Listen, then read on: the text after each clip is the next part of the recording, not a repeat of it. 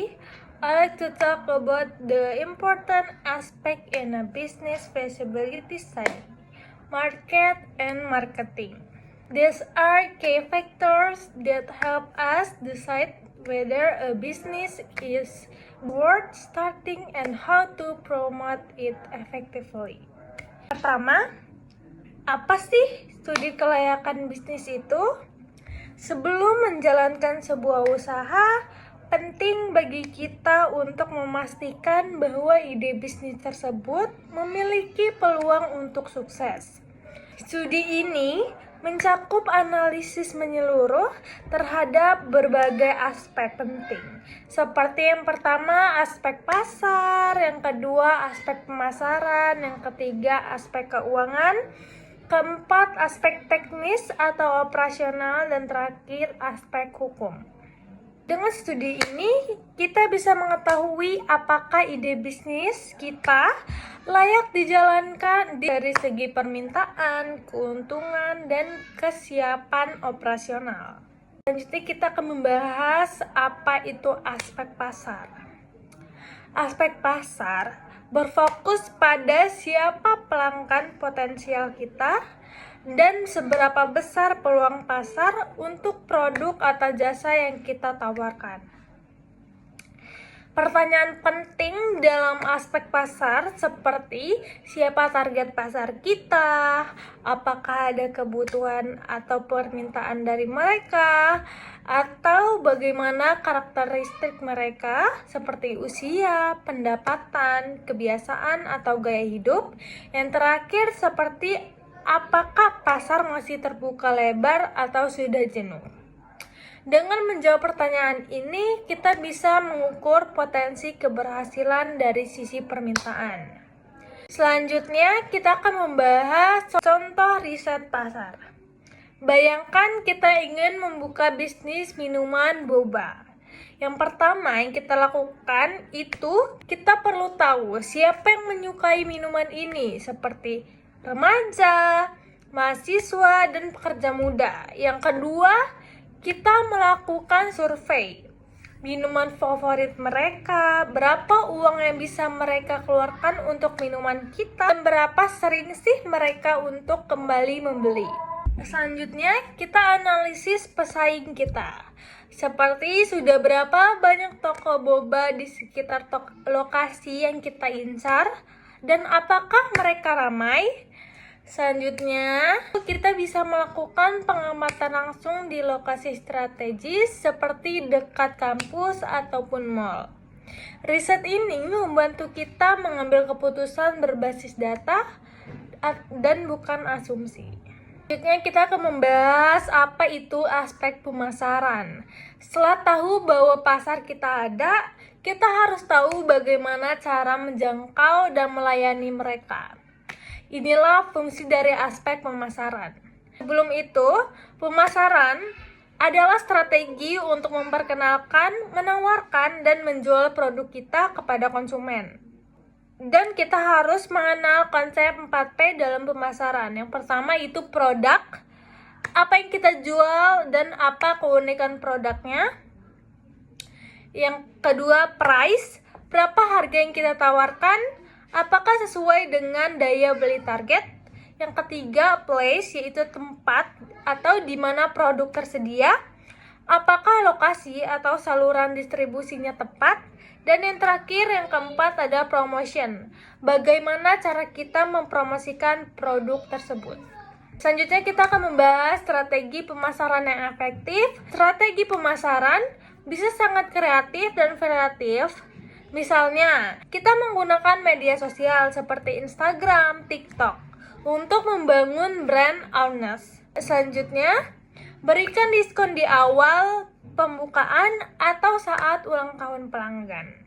Selanjutnya, buat program loyalitas seperti beli 5 gratis 1 dan kolaborasi dengan influencer lokal atau untuk menjangkau pasar lebih luas.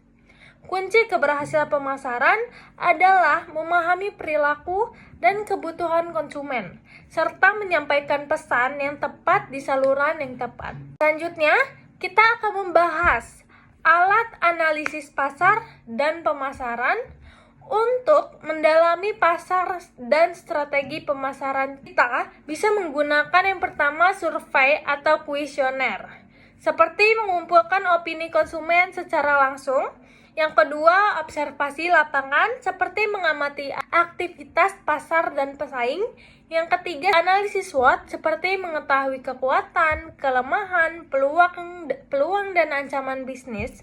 Yang terakhir ada STP, segmenting, targeting, positioning, seperti membagi pasar, memilih target, dan menentukan posisi produk di benak konsumen.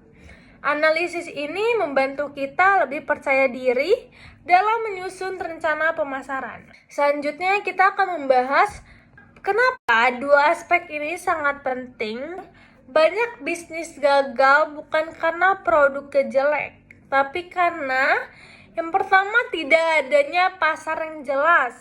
Yang kedua, tidak tahu cara menjual produk. Yang ketiga, tidak bisa bersaing karena strategi promosi lemah. Dengan memahami aspek pasar dan pemasaran, kita tahu siapa pelanggan kita bisa bersaing secara sehat, kita juga bisa membangun brand yang kuat, dan yang terakhir, kita bisa memaksimalkan peluang dan meminimalkan risiko. Selanjutnya kita akan membahas studi kasus nyata. Contoh studi kasus nyata, kita akan mengambil Gojek. Gojek dimulai dari kebutuhan sederhana, seperti orang ingin naik ojek tanpa harus mencari di pinggir jalan atau pangkalan. Mereka melakukan riset pasar, apakah ada kebutuhan dan siapa pengguna potensial. Mereka menciptakan aplikasi yang mudah digunakan. Mereka memberikan promosi besar-besaran untuk menjangkau pengguna. Dan mereka terus berinovasi hingga menjadi super aplikasi. Pelajaran pentingnya yaitu pahami kebutuhan pasar lalu bangun strategi pemasaran yang kuat. Kesimpulan dari semuanya dapat disimpulkan bahwa memahami aspek pasar dan pemasaran dalam studi kelayakan bisnis adalah langkah yang sangat krusial. Aspek pasar membantu kita mengenali siapa konsumen yang akan membeli produk kita, bagaimana kebiasaan mereka, seberapa besar permintaan, serta siapa saja pesaing kita. Sementara itu, aspek pemasaran membantu kita merumuskan strategi untuk menjangkau pasar tersebut secara efektif. Mulai dari memilih produk yang tepat, menentukan harga yang sesuai, memilih saluran distribusi, hingga merancang promosi yang menarik. Tanpa pemahaman yang mendalam terhadap dua aspek ini, sebuah bisnis akan berjalan seperti menebak dalam gelap. Tidak tahu siapa yang akan membeli, bagaimana menjualnya, dan bagaimana bersaing. Namun dengan analisis yang tepat dan strategi yang terencana, kita bisa meningkatkan peluang kesuksesan bisnis secara signifikan. Oleh karena itu, kedua aspek ini tidak hanya penting dalam tahap perencanaan bisnis, tetapi juga dalam pengelolaan bisnis sehari-hari ke depannya. To sum up, market and marketing aspect help us answer to important questions. Is this business needed? And how do we reach the right customers? By mastering these two aspects, we can reduce business risk and improve our chance of success. Thank you so much for listening. I hope this mastery is useful. I would now be happy to answer any question you might have.